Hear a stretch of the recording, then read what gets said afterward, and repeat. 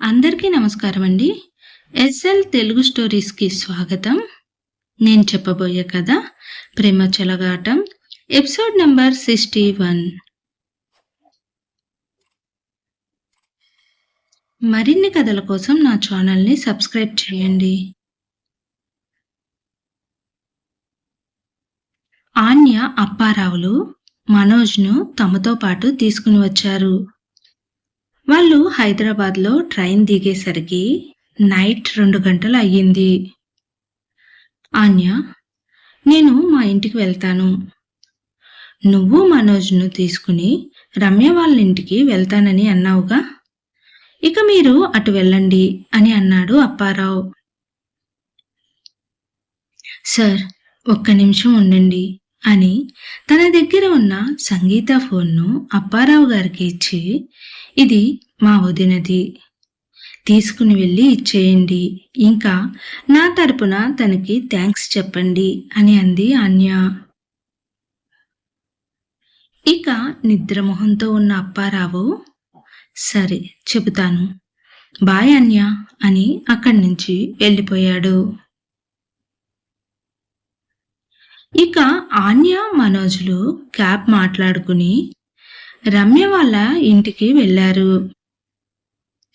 Calling bell మోగింది. నిద్ర కళ్ళతో ఆన్య వచ్చింది అని అనుకుని డోర్ తీసింది రమ్య. ఎదురుగా మనోజ్ ఉన్నాడు.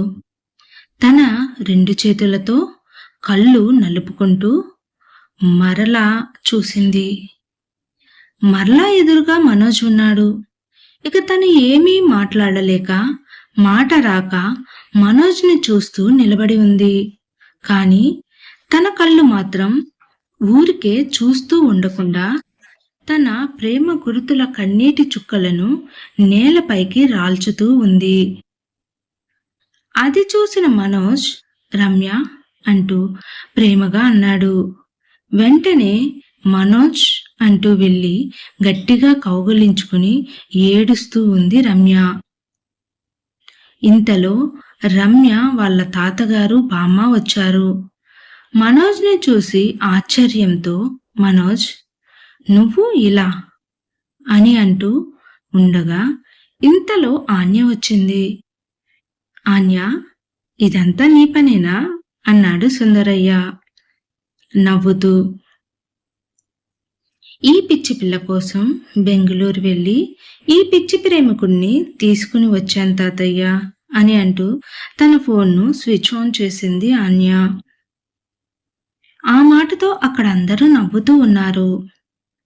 అది సరే గాని మా అమ్మకు ఎలా ఉంది రమ్య అని అన్నాడు మనోజ్.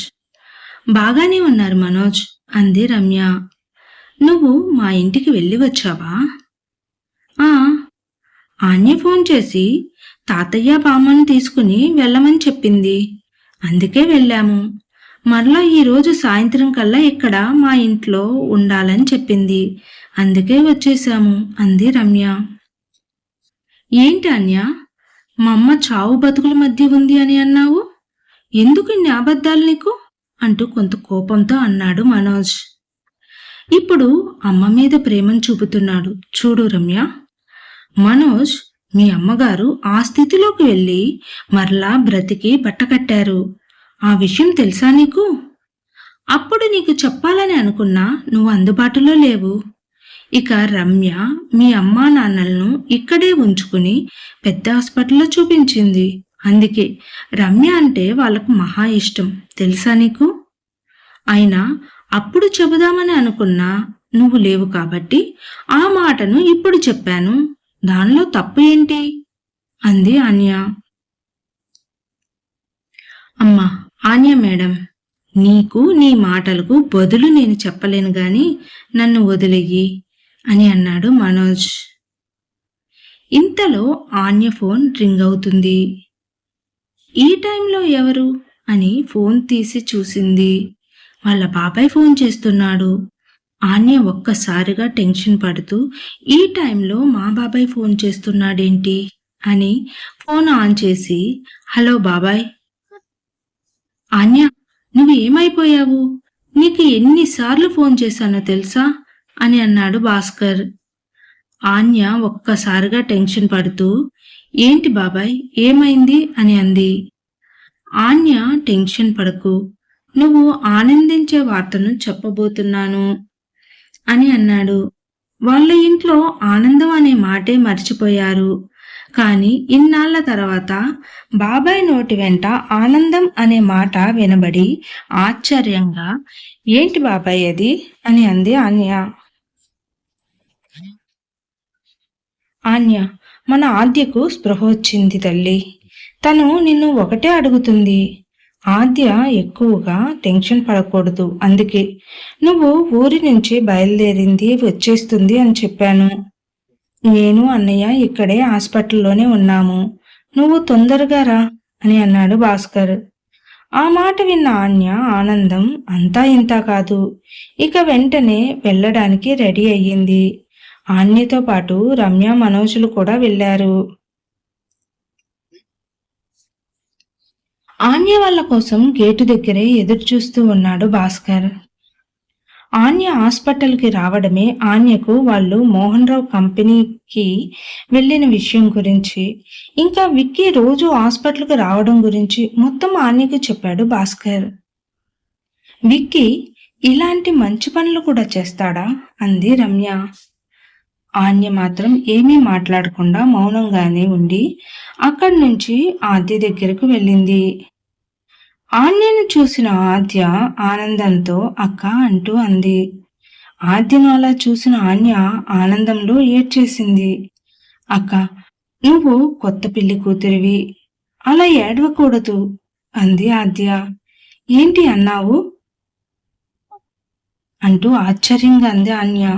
అదే అక్క, నీకు పెళ్లి అని బావగారు చెప్పారు. ఆయన రోజు నా దగ్గరికి వచ్చి నీ గురించి, మీ పెళ్లి గురించి చెప్పేవాడు అని అంటూ ఆన్య మెడలో అప్పుడు పోటీలో గెలిస్తే చరణ్ చేతుల మీదుగా తన మెడలో వేయించుకున్న గొలుసును ఆన్య మెడలో చూసిన ఆద్య, అక్క, ఇది నా మెడలో ఉండే గొలుసు కదా, నేను పోటీలో గెలిచింది. అవును ఆద్య, నీదే, నీ గుర్తుగా నేను వేసుకున్నాను అంది ఆన్య. అక్క, నేను దీనికోసం ఎలా వెతుకుతూ ఉన్నానో నీకు తెలుసా, నాది నాకు ఇచ్చేయవా? ఏంటి ఆద్య, ఈ గొలుసు బామ్మదనేనా అంత ఇష్టం నీకు? కాదక్క, దీనిని నాకు బహుమతిగా అందించిన వారి వలన దీని విలువ నా దృష్టిలో ఎక్కువ. ఇంతవరకు నువ్వు చరణ్ ప్రేమించుకుంటున్నారేమో అని అనుకుని ఎవరి ముందు అనలేదు, కానీ ఇప్పుడు నువ్వు వేరే అతన్ని పెళ్లి చేసుకుంటున్నావు కాబట్టి నేను నీకు ఇప్పుడు చెబుతున్నాను అని అంది ఆద్య.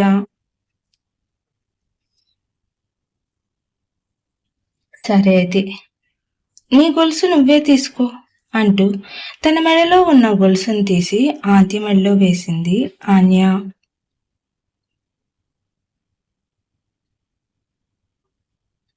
ఇక ఆనందంతో ఆ గొలుసును చూసుకుంటూ ఉంది ఆద్య.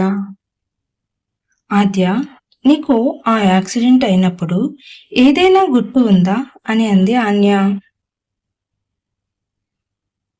అక్క, ఆ యాక్సిడెంట్ ఎంత భయంకరంగా ఉందో తెలుసా? నాకు ప్రాణం ఉంది, కానీ లేనట్లే ఉంది. అన్నీ తెలుస్తున్నాయి, కానీ ఏదీ చేయలేక మాట్లాడలేకపోతున్నాను. ఇంతలో ఎవరో గాని భావన చనిపోయిందని అన్నారు. ఇక నాకు ప్రాణం పోయినంత పనైంది. అప్పటికే నేను కళ్ళు తెరవలేక నిర్జీవంగా పడి ఉన్నాను. ఆ మాటే నాకు అప్పుడు చివరి మాట అయ్యింది. భావన లేకుండా తనను చంపుకొని నేను బ్రతకడం వేస్టు అని అనిపించింది. ఇక అప్పుడు మూసిన కళ్ళు తెరిపించాలని ఈ మధ్య ఒక అతను వచ్చి తన గురించి నీ గురించి చెబుతూ మీ పెళ్లిలో నేను చేసే పనులను చెయ్యాల్సిన అల్లరిని చెబుతూ ఉంటే ఎప్పుడెప్పుడు నేను లేచి మీతో ఉంటూ మీ పెళ్లిలో బావగారు చెప్పినట్లు చేయాలని ఆశతో తొందరగా కోమాల నుంచి బయటకు రాగలిగాను అంది ఆద్య. ఏదైతే ఏంటి, నువ్వు మరలా మా దగ్గరికి వచ్చేశావు, అది చాలు మాకు అంటూ ఆద్యను దగ్గరకు తీసుకుంది ఆన్య. డాక్టర్ చెప్పినట్లు ఆద్యను చాలా జాగ్రత్తగా చూసుకోవాలి. ఏమాత్రం టెన్షన్ పెట్టకూడదు. యాక్సిడెంట్ వలన తలకి దెబ్బ తగలడంతో తలలో నరాలు కొంత బలహీనంగా ఉన్నాయి. అవి నిదానంగా సర్దుకుంటాయని, అంతవరకు ఆద్యకు ఎలాంటి టెన్షన్ పడకుండా జాగ్రత్తగా చూసుకోవాలని అన్నాడు. మరి విక్కీ చెప్పినట్లుగా నేను చేయాలని అలా ఆద్యకు పెళ్లి గురించి చెప్పాడా? అసలు ఈ విక్కీ ఆద్యను మామూలు మనిషిని చేసి మంచి పనే చేశాడు, కానీ తనను పెళ్లి చేసుకుంటానని చెప్పడం మాత్రం ఆన్యకి ఏమాత్రం నచ్చలేదు. ఏమి చేయాలో అర్థం కాక బాగా ఆలోచనలో పడింది ఆన్య.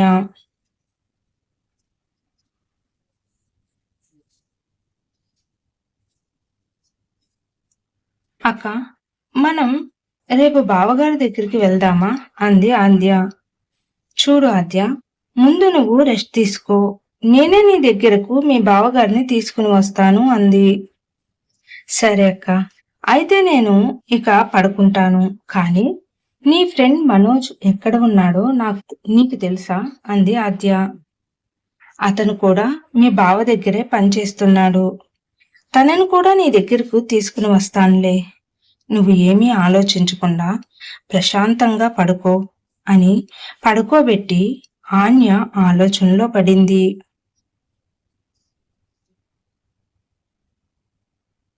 ఉదయం ఆద్యను హాస్పిటల్ నుండి డిశ్చార్జ్ చేశారు. ఇక ఆద్యను వాళ్ళ నాన్న, బాబాయ్ లని ఇంటికి పంపించి చరణ్ కు ఫోన్ చేసింది. హలో ఆన్య, చెప్పు అని అన్నాడు చరణ్. నేను నీతో మాట్లాడాలి, నువ్వు మీ పెద్దనాన్న ఇంటికి రా చరణ్ అని చెప్పి ఫోన్ కట్ చేసింది ఆన్య. ఆ తర్వాత మోహన్ రావుకు ఫోన్ చేసి, సార్, నేను మీతోనూ మీ అబ్బాయితోనూ మాట్లాడాలి. ఇప్పుడు మీ ఇంటికి వస్తున్నాను, మీరు మీ అబ్బాయి అక్కడే ఉండండి అని చెప్పి ఫోన్ కట్ చేసింది ఆన్య. చరణ్ మోహన్ రావు ఇంటికి చేరాడు. ఏంటి చరణ్, ఆఫీస్కి వెళ్లకుండా ఇటు వచ్చావు అని అన్నాడు మోహన్ రావు. పెద్దనాన్న, నాకు ఆన్య ఫోన్ చేసి మీ ఇంటికి వస్తానని చెప్పి నన్ను కూడా ఇక్కడికి రమ్మని చెప్పింది. మనతో ఏదో మాట్లాడాలని అంది అని అన్నాడు చరణ్. అది విన్న విక్కీ మాత్రం ఆన్య వస్తుందా అంటూ ఆనందపడుతున్నాడు. కానీ మోహన్ రావు మాత్రం తనలో తాను భయపడుతూ ఉన్నాడు.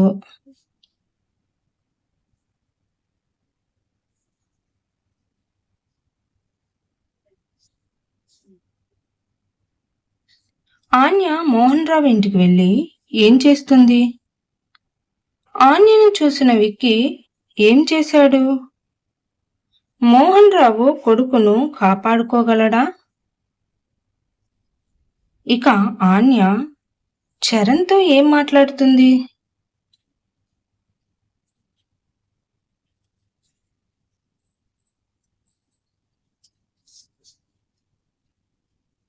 ఇక ఇదంతా మనం తరువాయి భాగంలో చూద్దాము.